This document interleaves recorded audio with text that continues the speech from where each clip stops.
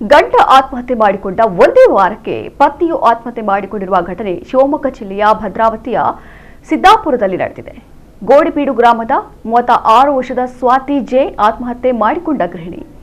ಸ್ವಾತಿಯ ಪತಿ ಜಗದೀಶ್ ಅವರು ಕೆಎಸ್ಐಎಸ್ಎಫ್ ಶಿವಮೊಗ್ಗ ಘಟಕದಲ್ಲಿ ದಲಾಯತ್ ಆಗಿ ಕೆಲಸ ಮಾಡ್ತಾ ಇದ್ರು.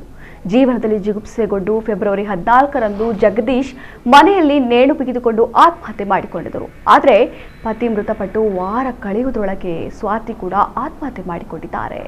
ಸ್ವಾತಿ ಆತ್ಮಹತ್ಯೆ ಪ್ರಕರಣದಲ್ಲಿ ಪೊಲೀಸ್ ಪೇದೆಯೊಬ್ಬರ ಹೆಸರು ಕೇಳಿ ಬಂದಿದೆ.